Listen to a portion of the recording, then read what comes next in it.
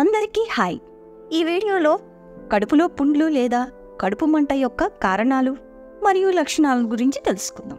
పొట్టలో పుండ్లు ఎటువంటి తీవ్రత కలిగి ఉంటాయో మనము తెలుసుకుందాము. ముందుగా గ్యాస్ట్రైటిస్ అంటే ఏమిటి అనే దాని గురించి మాట్లాడుకుందాం. గ్యాస్ట్రిక్ లేదా కడుపు శ్లేష్మం యొక్క వాపు, ఇది కడుపు లోపల లేయర్ లాగా వాపు కలిగి ఉంటుంది. ఇది నిజానికి గ్యాస్ట్రైటిస్ అనే పదంలోని గ్యాస్ కడుపు లోపల మంటను సూచిస్తుంది. పొట్టలో పుండ్లు కలిగి ఉంటుంది లేదా కడుపులో కొంత భాగాన్ని, మొత్తం కడుపుని ప్రభావితం చేయవచ్చు. కొన్ని సందర్భాల్లో గ్యాస్ట్రైటిస్కు అనేక రకాల కారణాలు ఉంటాయి. అయితే పొట్టలో పుండ్లు రావడానికి దారితీసే కొన్ని కారణాల్లో ముఖ్యమైనది ఇన్ఫెక్షన్లు. హెలికోబాక్టర్ పైలోరీ అనే బ్యాక్టీరియాతో ఇన్ఫెక్షన్ మొదలవుతుంది. ఇది పొట్టలో మంటకు దారితీయవచ్చు. దీనిని హైపైలోరీ గ్యాస్ట్రైటిస్ గా పరిగణిస్తారు. ఆల్కహాల్, ధూమపానం కూడా గ్యాస్ట్రైటిస్ కి దారితీయవచ్చు. అలాగే నాన్ స్టెరాయిడ్ యాంటీ ఇన్ఫ్లమేటరీస్ వంటి ఇబుప్రోఫిన్ వంటి ఇన్సైడ్లో ఇబుప్రోఫిన్ ను ఎక్కువ కాలం వాడితే కడుపు మంటకు దారితీయవచ్చు. మనం దీనిని ఐరన్ సప్లిమెంటల్తో కూడా చూడవచ్చు. గ్యాస్ట్రో ఎసోఫాగియల్ రిఫ్లెక్స్ వ్యాధి నిరంతర దీర్ఘకాలికమైనది. రిఫ్లెక్స్ వ్యాధి ఎరోసిన్ గ్యాస్ట్రైటిస్ కు దారితీస్తుంది. పొట్టలో పుండ్ల తర్వాత ఇస్కెమియాకు కారణం కణజాలాలకు సరఫరా చేయడానికి తగినంత రక్త ప్రవాహం లేకుంటే లేయర్ యొక్క కడుపు భాగాల్లోని లేయర్ చనిపోవచ్చు. ఇది పొట్టలో పుండ్లకు దారితీయవచ్చు.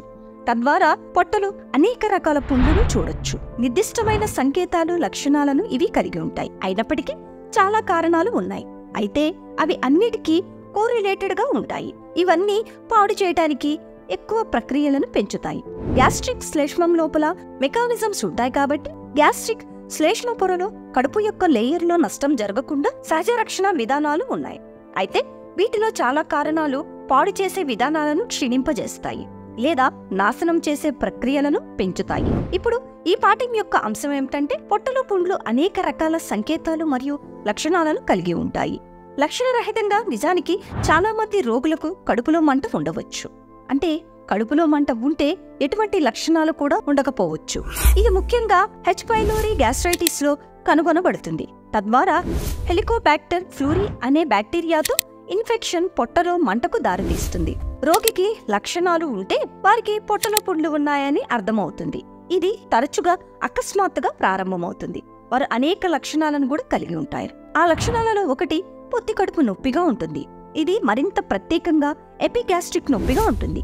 ఎపిగ్యాస్ట్రిక్ నొప్పి ఈ ప్రాంతంలో బొడ్డుపైన లేదా పైనకు ఉంటుంది. ఎంబోలికస్ కుడివైపు మధ్యలో ఎపిగ్యాస్ట్రిక్ ప్రాంతంలో పెయిన్ ఉంటుంది. రోగి తరచుగా కొంత నొప్పిని కలిగి ఉంటాడు మరియు ఆ నొప్పి తినడంతో మెరుగుపడవచ్చు లేదా తీవ్రమవుతుంది. కానీ తినడం కొన్ని చాలా అరుదైన సందర్భాలలో కొంత మార్పు ఉండవచ్చు. అజీర్ణం, ఇది ఎపిగ్యాస్ట్రిక్ ప్రాంతంలో చాలా తరచుగా అసౌకర్యంగా ఉంటుంది. ఆ ప్రాంతంలో కూడా ఇది కొరికినట్లుగా మరియు మంటగా ఉంటుంది. తరచుగా ఇది చాలా సాధారణ లక్షణంగా ఉంటుంది. కొన్ని ఇతర సంకేతాలు మరియు లక్షణాల తీవ్రతలో స్వల్పంగా ఉంటుంది. కాబట్టి కడుపులో వాపు కారణంగా గ్యాస్ట్రైటిస్ తో వికారం మరియు వాంతులు సంభవించు. కడుపు మంటగా ఉంటే ఇది కొంత వికారం కలిగించవచ్చునని మీరు ఊహించవచ్చు. రోగికి ఆకలిని కూడా తగ్గిస్తుంది. కాబట్టి పొట్టలో పుండ్లు రావడంతో ఆకలి తగ్గడం జరుగుతుంది. మళ్లీ కడుపులో మంట వల్ల వచ్చే రోగులు కూడా ఉదరం నిండుగా ఉన్నట్లు నివేదించవచ్చు. కాబట్టి కొంతమంది రోగులలో కడుపు నిండిన అనుభూతి కలుగుతుంది. ఇది వాపు లేదా ఇన్ఫెక్షన్ కారణంగా సంభవించవచ్చు. పొట్టలో పుండ్లు ఉన్న రోగులలో మరొక ఆసక్తికరమైన విషయం ఎక్కిళ్ళు. ఎక్కిళ్ళు నిజానికి గ్యాస్ట్రైటిస్ కు సంకేతం కావచ్చు. ఎక్కిళ్ళు నిరంతరాయంగా దీర్ఘకాలంగా ఉంటాయి. కాబట్టి పొట్టలో మంట అనేది నిరంతర దీర్ఘకాలిక ఎక్కిళ్లకు దారితీస్తుంది. కడుపు మంట ఎక్కిళ్ల రిఫ్లెక్స్ ను ప్రేరేపిస్తుంది. కాబట్టి ఇతర జీర్ణాశయాంతర పరిస్థితులు ఏర్పడవచ్చు. ఈ రక్తస్రావం తీవ్రమైన రక్తస్రావం కావచ్చు. అంటే రోగికి రక్తస్రావం అవుతుందని కూడా గ్రహించలేడు. ఇది బ్రైట్ ఎరుపు రంగు రక్తపు మలమైన హెమటోకేసియా కావచ్చు. వారికి మొలినా ఉండవచ్చు. అది నల్లగా ఉంటుంది, దుర్వాసనతో కూడిన మలంగా ఉంటుంది. కాబట్టి హెమటోకేసియా, మొలినా మధ్య వ్యత్యాసం మళ్లీ బ్రైట్ ఎరుపు రంగులో ఉంటుంది. ఇది బ్రైట్ ఎరుపు రంగు మలం. ఇది తక్కువ జీర్ణాశయాంతర రక్తస్రావం వల్ల తరచుగా సంభవిస్తుంది. అయితే ఇది తరచుగా కడుపు మంట నుండి వచ్చినట్లయితే ఇది చాలా వేగంగా స్ప్రెడ్ అవుతుంది. ఇది మొలినా అయితే రక్తస్రావం అవుతుంది. అంటే రక్తం జీర్ణమైందని అర్థం. కాబట్టి నెమ్మదిగా రక్తస్రావం అయితే రక్తస్రావానికి తగినంత సమయం ఉంటుంది. అంటే రక్తం జీర్ణమైందని అర్థం. అంటే ఈ రక్తస్రావం నెమ్మదిగా అవటానికి అవకాశం ఉంటుంది. జీర్ణకోశ వ్యవస్థలో జీర్ణం అవుతుంది. ఇది నల్లటి మలం వలె బయటకు వస్తుంది.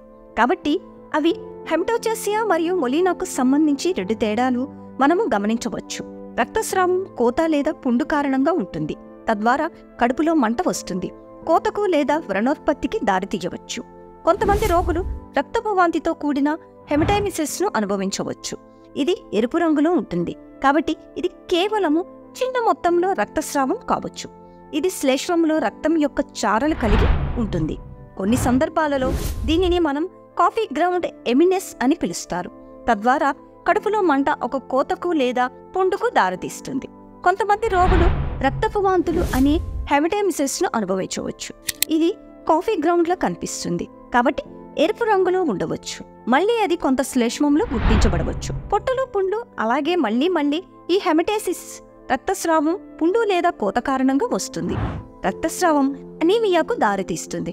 కాబట్టి రక్తహీనత, తక్కువ హిమోగ్లోబిన్ కౌంట్, కాబట్టి ఆ తీవ్రమైన రక్తస్రావం నుండి రక్త నష్టాలు ఉంటాయి. ఇక్కడ రోగికి రక్తస్రావం అవుతుందని కూడా తెలియకపోవచ్చు.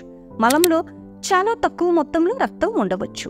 దానిని వారు గుర్తించలేరు. కాబట్టి అది తీవ్రమైన రక్తస్రావం అవుతుంది.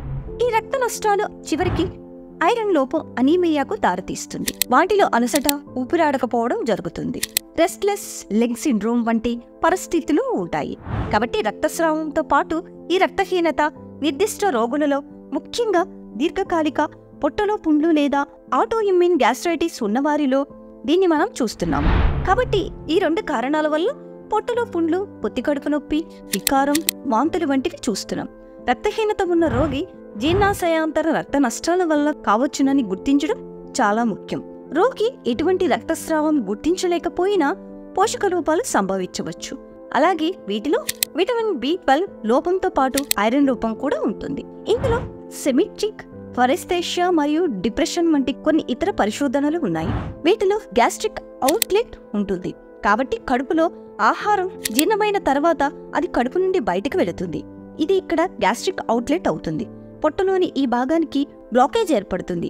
అధిక ఎడిమ కారణంగా ఆ ప్రాంతంలో అడ్డుపడవచ్చు. ఎడిమ వాపుగా ఉంటుంది. కాబట్టి కడుపులో మంట కారణంగా కణజాలంలో కొంత వాపు ఉండవచ్చు మరియు ఇది వాస్తవానికి గ్యాస్ట్రిక్ అవుట్లెట్ను నిరోధించవచ్చు. ఇది ఇలాగే కొనసాగితే ఫుడ్ తీసుకోవడానికి అవరోధాలు ఏర్పడతాయి. మలబద్ధకంతో పాటు వికారం మరియు వాంతులు తీవ్రం అవుతాయి. కాబట్టి ఆ గ్యాస్ట్రిక్ అవుట్లెట్లో ఏమి జరగకపోతే జీర్ణాశయాంతర ప్రేగుల ద్వారా ఏమీ వెళ్ళదు అని మనము ఊహించవచ్చు. రోగి ట్రాక్టస్ను కూడా పాస్ చేయని పరిస్థితి ఏర్పడుతుంది. తద్వారా అవి తీవ్రమైన స్థితిలో సంభవించవచ్చు. గ్యాస్ట్రిక్ అవుట్లెట్ అడ్డంకి యొక్క సంక్లిష్టతతో గ్యాస్ట్రైటిస్ కేసులు నిర్జలీకరణం సంభవించవచ్చు. ఇది అధిక వాంతుల వల్ల సంభవిస్తుంది. కాబట్టి రోగికి చాలా తీవ్రమైన పొట్టలో పుండ్లు ఉంటే అక్కడ వికారం మరియు వాంతులు ఉంటాయి. ఇది పొడి శ్లేష్మ పొరల వంటి నిర్జలీకరణ సంకేతాలకు దారితీస్తుంది. నాలుక బాగా ఎండిపోయి ఉండడం చూడవచ్చు. ఈ నిర్జలీకరణం తీవ్రమైన మూత్రపిండ గాయానికి దారితీస్తుంది. ఎందుకంటే తగినంత ద్రవం పరిమాణం పొందడం లేదు కాబట్టి. సో గ్యాస్ట్రైటిస్ కి కారణాలు, లక్షణాలు చూశారు కదా. గ్యాస్ట్రైటిస్ ఉన్నవారు ఇవన్నీ తప్పక గుర్తుపెట్టుకోవాల్సిన విషయాలు.